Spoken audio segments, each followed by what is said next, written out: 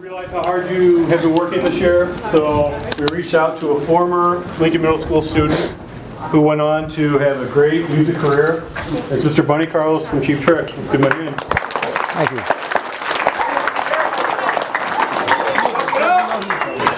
He's going to talk to you for a little bit, talk about when he was a student here at Lincoln, and maybe have some time to answer some questions for you.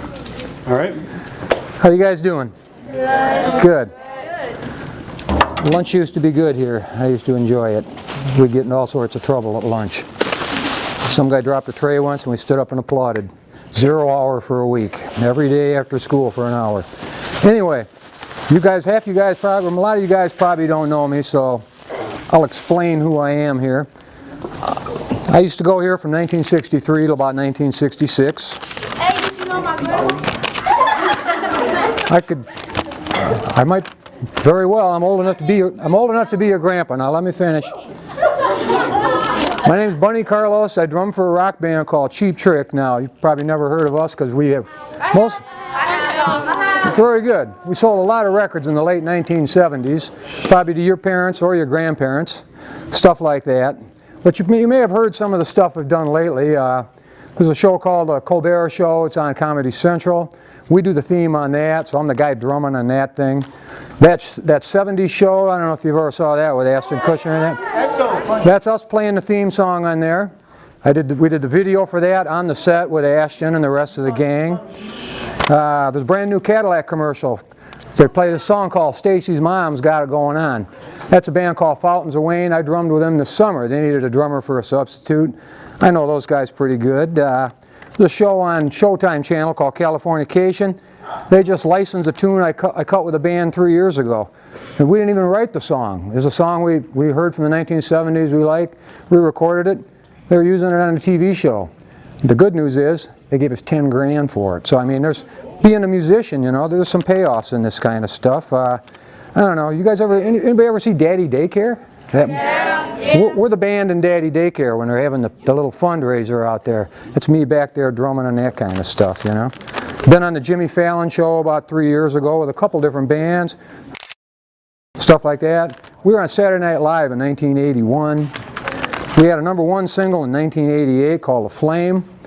We got about 40 gold and platinum records from the 1970s. I've done a lot of sessions. I do stuff like I endorse drumsticks, so stick right here, I mean my special size. Ludwig drums, like your bass drums, stuff like that right there. I've endorsed Ludwig drums since 1980. They give me my, I promote their gear. Zildjian cymbals, which you don't have here, these are the competition, pasty. I endorse clothes, so I do stuff like that. But you know, and all this stuff is really cool, but you know, back in 1963, I was one of you guys. You know, I wasn't Bun Carlos. My name is Brad Carlson. I'm from Rockford. I changed my name because we had a Nielsen and a Peterson in the band. We sounded like a bunch of Swedes. So I was like, well, I'll just change my last name to Carlos from Carlson.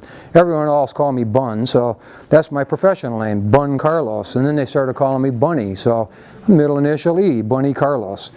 So I started going here in fall of 1963. My homeroom was 201. Mr. Costello was my homeroom teacher. Signed up for band in September, just like probably a lot of you guys did. They didn't need any drummers by the time I signed up, so I played French horn. There was 6 of us French horn players. We used to sit, if I was a conductor, they used to sit with anything, of course. But I went from 5th chair to 4th chair up to 1st chair. One day I left my French horn at home. They move you back to last chair when you leave your gear at home back in those days. So then I had to work my way back up again, stuff like that. But what the band did for me, and this is what the band can do for you too. You know, I started out in the band, and for the first 6 weeks, with all the horn players, he just gave us the mouthpiece. And he's like, here you go. You practice on the mouthpiece. You didn't even get the horn for 6 weeks, the French horn. We used the marching French horn, which is the mellophone. You played it right-handed.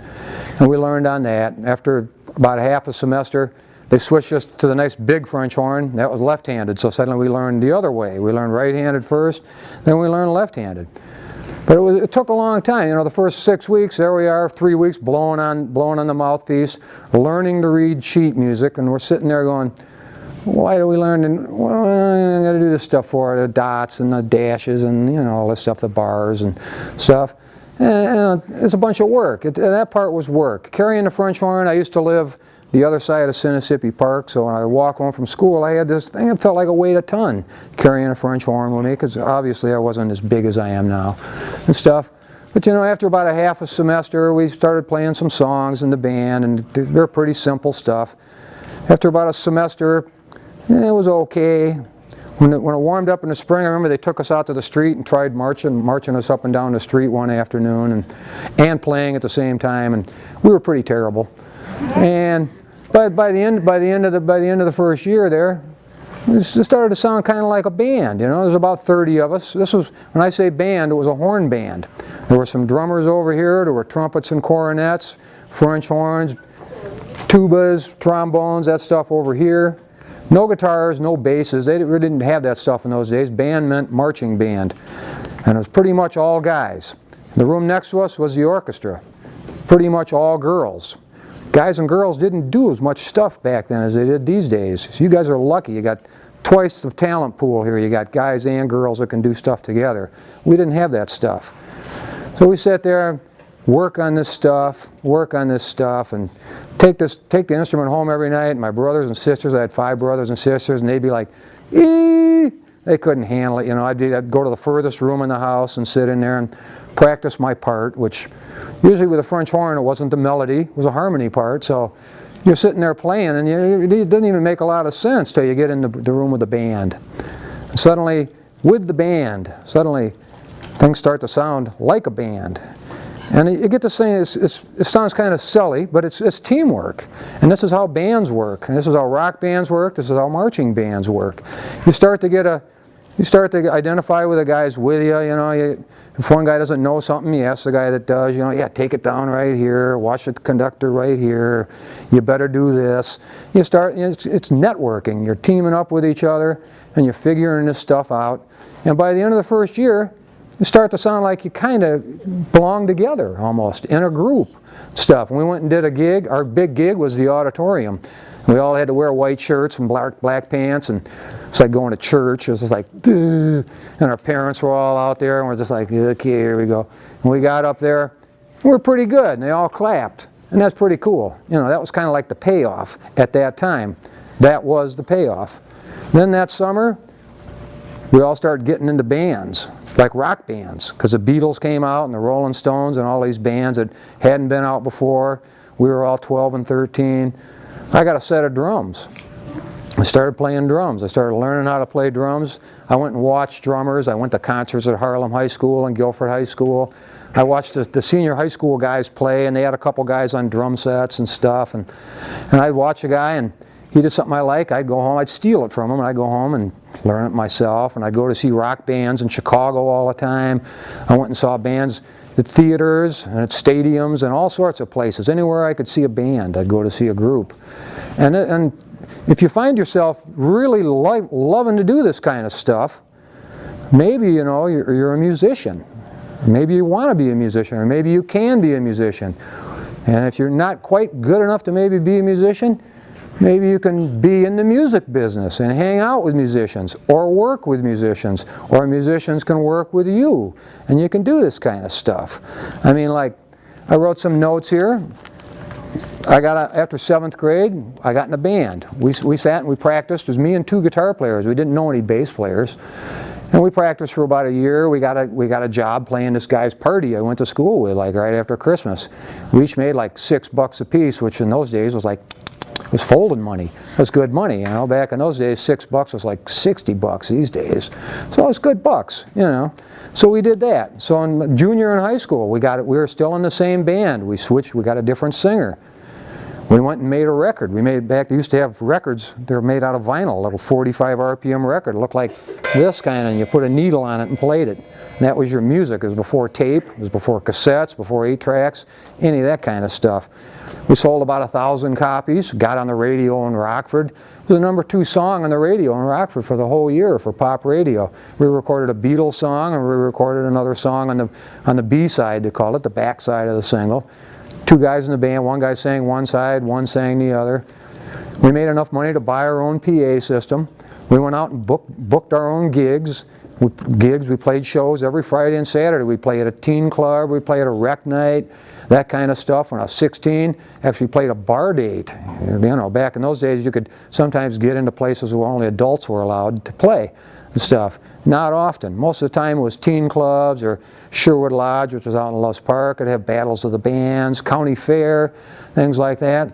Started making some money. Make 20, 30 bucks on a gig. The band would get 150 bucks or something. You know, do that on weekends. I played maybe 75, 100 shows a year. When I was 16, I went to H&R Block. I had to do my taxes. I made some money. I couldn't believe it. It was like, wow. Went and bought a new set of drums, that kind of stuff. So I did that. Meanwhile, I'm going to school, you know. I'm in high school. My grades are okay. I go to Rock Valley for a couple of years. My grades are okay. I went to school for Carlson Roofing Company. It was my dad's business. He worked for his dad. My great-grandfather roofed this place in 1927. My dad went here in the late 30s. You know, he went here for 3 years. I remember in the yearbook he got an award because he carried the biggest lunch in school. He also had 3 sandwiches in his lunch. That was his claim to fame. But anyway, so I get out of Rock Valley College after 2 years, and it's like, what am I going to do? Well, I'm up on the roofs and I'm roofing and stuff like that. But I'm still playing. And I still know guys, I'm still hanging out with the guys I knew in Lincoln and stuff like that, in the band and all that. Well, the rhythm guitar player who was in band with me, he didn't want to like go on and try and be a musician, so he went on, did something else and stayed in a band, but got a day job, you know, stuff like that. I got in the band, we started playing around. It was me and it was a guy, I was class of 69. There was a guy from class of 68, played bass. A guy from class of 67 played guitar. They both went to Lincoln.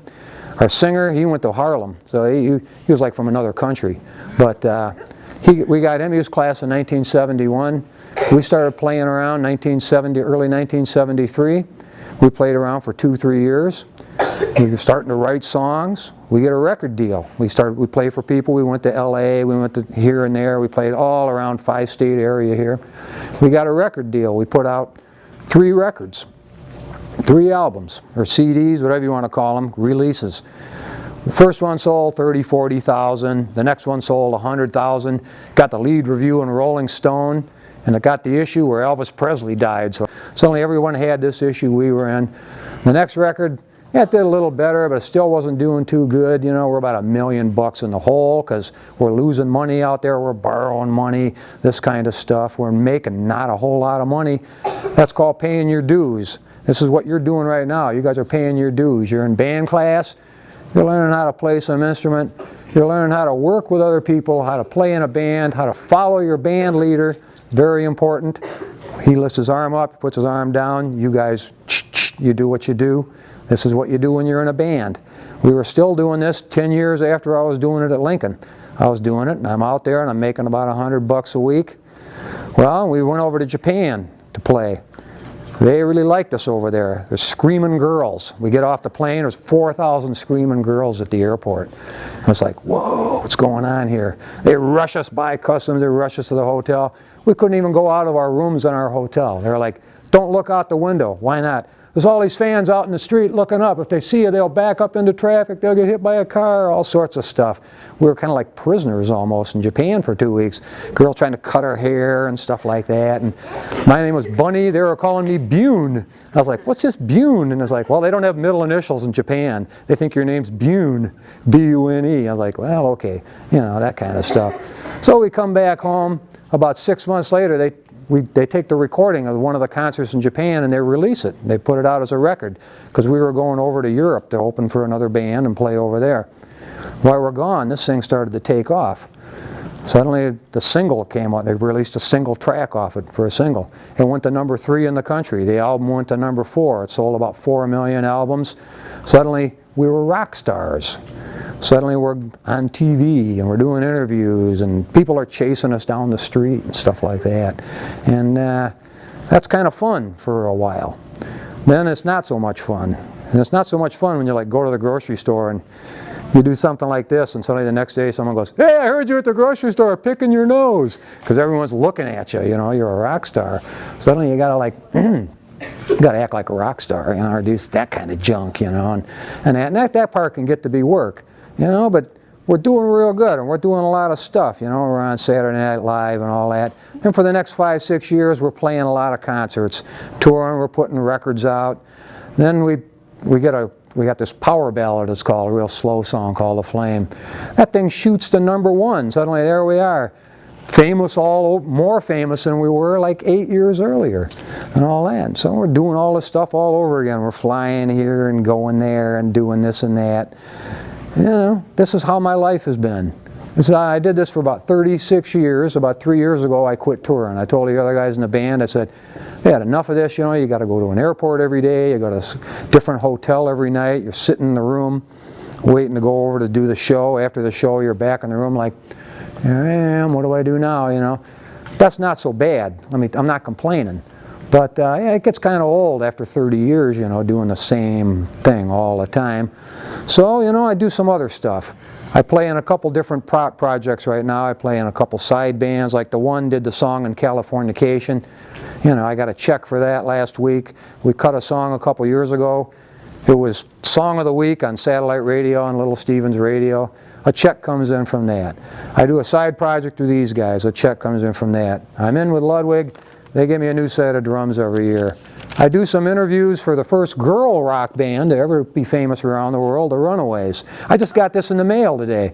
I'm in their book because I know these guys. We used to go see them all the time. We opened for them and the concerts, then they opened for us a couple years later when we were more famous. So we do stuff like that. But how did I get to do all this cool stuff? Well, you know, this is where it starts, is right here. This is where it starts for you guys. Now here's the deal. Everybody in here is not going to be like the world's greatest musician. You know, you're all here because you must think music's okay, because here you are trying to play it in a band. Well, look, you know, it doesn't mean every one of you is going to go be a famous musician. But here's the deal with a, quote, famous musician is, all these people work with famous musicians too. You know, there's all sorts of gigs. Like when I go on a tour, let's say I'm playing the Metro Center tonight with Cheap Trick or something. Okay, we got 10 guys on our tour that travel with us. I got a guy that sets up my drums, that takes care of this stuff, that tunes it, that puts the new heads and the cymbals on it. So does a bass player, so do the 2 guitar players. There's a guy doing the monitors on the side of the stage. He's doing the electronics. He's doing the sound, the fold back sound, that folded back at you so you can hear yourself. There's a monitor man, maybe 2. You're using in-ear monitors these days with a little speaker right in your ear like an earplug. You got a guy doing lights out front. You got 2 or 3 guys that are probably from Rockford up fixing the lights in the afternoon and aiming every light on every can and hanging from the light truss. And there's 100 or 200 lights up there. Those guys are the riggers. They're up aiming the lights. There's these guys that put up the stuff, the stage hands, stuff like that. They're building the stage. Who's carrying the stuff in? Well, the roadies are carrying it in, the stage hands. How's it getting there? Truck drivers are driving it. Okay, they're working for the band. Where's the bandstand? Well, they're at the hotel, you know. Some guy at the hotel serving me. Some guy's making the food. Who's working at the venue? Who's taking the tickets? Who are the ushers? All these guys, they like music, or they probably wouldn't be there. That kind of stuff. They live, they work for music. Music's making work for these guys. Now we make a record, we go in a recording studio. Some guy has to build all this stuff in the studio. Some guy in the studio's got to run this stuff. The engineer, the guy that runs the board in the studio, he's getting 50, 100, 200 bucks an hour, you know, if he's in a good studio. There's an engineer, there's a producer, there's a couple tape ops, they call them, the guys that turn the machines on and off. Half of those guys, more than half of them, were probably musicians first. And then it's like, well, I love music. I'm maybe not good enough to be in this band, but I know how to do this, so I'm going to be in the music business. I'm going to be in the music industry, this kind of stuff. You go to a show these days, since the record business, the record companies don't sell as many records as they used to, because you guys all download them now for nothing. How do you make your money? Well, you make your money out playing concerts. You make your money with the merchandise. You sell some t-shirts. These guys, who designs the t-shirts? Who does the drawings? Who picks out the shirts? Who's on the road in the truck getting the boxes of shirts out, setting them up every night, putting the stands up, putting the pictures up and stuff like this? Who's selling the shirts? Who's collecting the money? These are the merchandise guys. You know, who's selling the records? These record company guys are out looking at bands, this kind of stuff. All these guys love music. half of them used to be in bands, or they wanted to be in bands. Some of them, well, for one reason or another, they're not in a band, but they're working with bands. They're in the music business. How do these bands play here? Some guy's got to book the gig. The management's got to, there's a manager that manages you. He's got to call a booking agent and go, we got a Tuesday off and we're in the Midwest. What's open? Well, I can get you in on Rockford on a Tuesday night. Da, da, da, da, da. Okay. Then someone's got to get on the phone and book all the hotels and tell the truck drivers where to go. Who makes this stuff? There's some guy in a factory in North Carolina or someplace makes these drums. There's a guy in a factory feeding a piece of brass into a machine, hammering out and lathing cymbals. There's a guy in New York, they make these in Houston. He's sitting there with wood dolls making drumsticks out of hickory. This kind of stuff, you know. So yeah, this is what you do. You don't all end up in a rock band. You don't all end up to be the drummer in a rock band from Rockford like I'm lucky enough to be. But guess what? For every one of me, there's about 40 or 50 other guys out there that all want to do this, or we're all doing the same thing as I was doing at one time, and then we all just kind of went and found what we did best. So I was that guy. I was one of you guys 50 years ago. I was going to see a band, bringing a pencil and a piece of paper with, getting an autograph, writing the songs down. If I saw the drummer doing a cool lick, I'm stealing that lick. I'm going to use that lick. Suddenly, some of those licks now, they think I invented them or something. I didn't invent them. You know, some guy in the Civil War probably invented them or something. And they passed through 3 other drummers before they got to me. You know, there's stuff like this. Anybody ever hear of a group called the Beatles? Yes. And they were huge in the 60s. I saw them at Comiskey Park in Chicago and stuff like that. In 1980, the guy that was the leader in the band, John Lennon, I got a phone call. I was like 28 years old, and they're like, John Lennon's coming out of retirement. He's cutting a record. They got these guys in New York. They can't get the feel for the song he wrote. They can't get it right. You got to come and play on this song. The producer said, you're the guy. And then he said, about a month later, I get another call. Tell Rick to come with too, with the guitar player, Rick Nielsen, you know, Rick.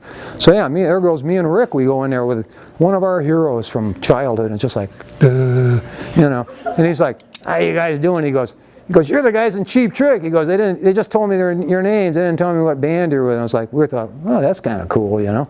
All that. So yeah, we got in there in the studio, and he plays us this song, and he's like, I can't get a feel for this song. So me and Rick, we listened to it, and so yeah, I just did. Here's all I did. I just.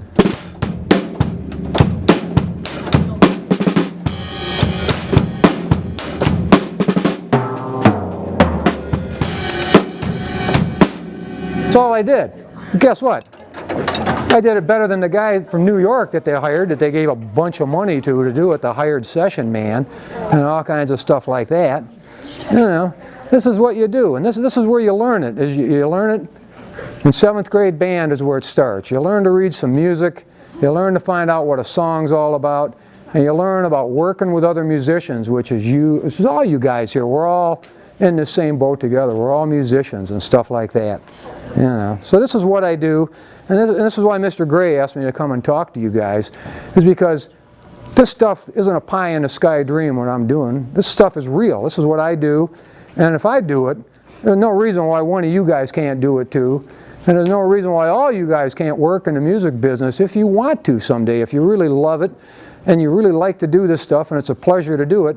Well, then it really isn't work too much. It turns into like a lot of fun and having a pretty decent time. And guess what? Someone's paying me to do it. You know, and suddenly, hey, I can make a living doing this, and I can do this better than that guy I see on TV doing this stuff, or that clown or something like that, you know, that kind of stuff. You see these guys. One day it'll dawn on you. You keep playing your instrument, you get real good at it. One day you'll go to the Coronado or someplace and pay $12 or $20 to see a guy play, and you'll be sitting out there and you're going, you know, I could probably do that, or I could do that better than that guy. Well, then you'll start to get with it, and start to go for it, you know. And it takes teamwork. One guy alone doesn't make it on his own. You always got to have people with you. You got to have a band, or you got to have a group. You got to have a manager. You got to have your crew. Or if you're touring, you got to have a road crew or whatever. You know, I met Kanye a couple years ago. He had his crew with him. You know, it wasn't a road crew. It was his own posse, whatever you want to call it. These are the guys that go with him to clear the way, to make it easy, that kind of stuff like that. You know, you meet these people. They all start off in about the same place. You know, they start off, they're all in 7th grade, you know, before they're riding around in a Learjet or something, you know, or riding around on a bus or whatever they're doing, you know. They're all the same as you guys or the same as me, you know. So it's stuff like that. So I just want to let you guys know, you know, here you are in 7th grade and you're sitting here in band and it's like, I got to carry this thing on, I got to practice this thing, and why am I doing this? Well, you know, if you really love doing it, here's why you're doing it, is so someday, you know, you can sit up here and do this kind of stuff. You know, but right around 7th grade, there was a band called Sweet. They had a song out, and it was like, it went. A song called Ballroom Blitz. It was like, it's a ballroom blitz. It's. You know, we're coming to do our live in Japan. We're over there playing, and we had this one song. We needed someone to start, and I was like, yeah, I'll start it. And so I started it. I took that guy's lick, and I was just like, yeah, okay. That became the intro to our biggest hit, I Want You to Want Me, you know. There was another song I grew up with. We used to play it up at the rec night. It was called Shotgun. It was a Motown song with a big saxophone instrumental, and it started off like. And that was the big lick. We did this song called Surrender. It goes, Mommy's all right, Daddy's all right. That's the lick from the middle of the song.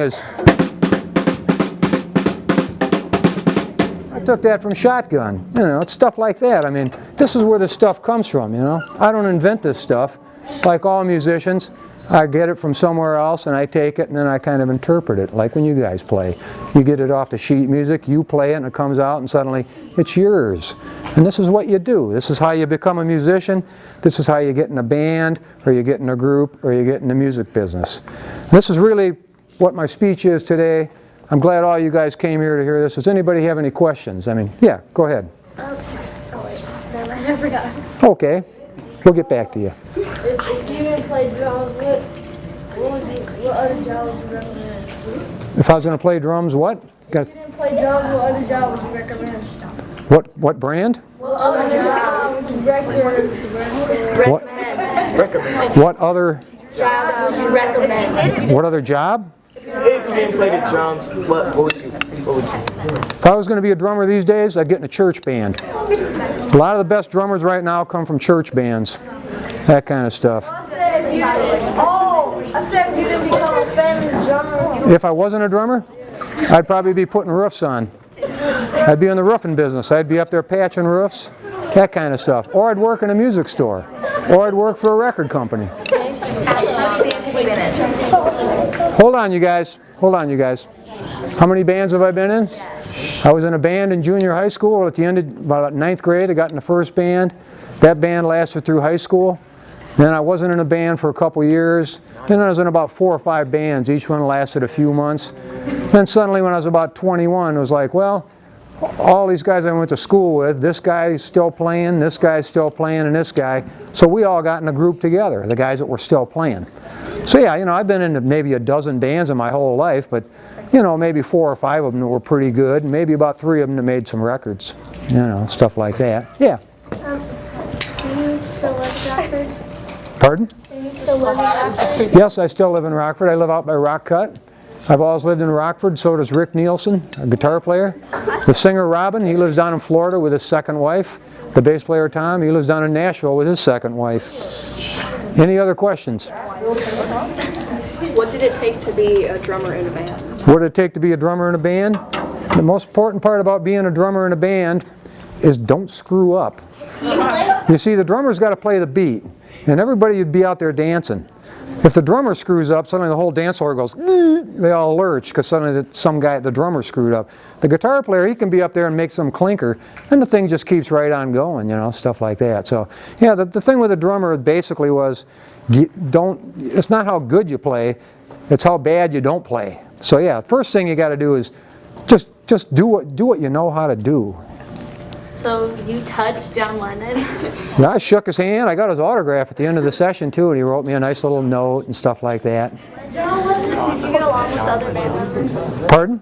Was it hard getting along with the other band members? Do I get along with other band members? Well, the guys in Cheap Trick, we don't speak too much these days because we worked together for about 40 years. But we still talk once in a while. And yeah, being in a band is a social thing. You know, you got to ride around in a car together and share a dressing room and stuff like that. So yeah, you got you got to get along. You got to be a team. Okay, how about one more question? Who's got a really good one? In the back, 'cause you didn't. Oh, Was he nice?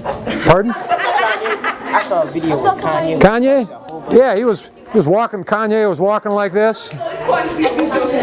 For meeting Kanye was for the Grammys in Chicago. He came in with his bunch and he was working on a record. We got our picture taken. It was a little like a grip and grin. How you doing? Nice to see you. Smile for the cameras. Boom. He went to his table and we went to our table. All right, guys. Nice chatting with you guys. Why don't we give Mr. Carlos a big hand?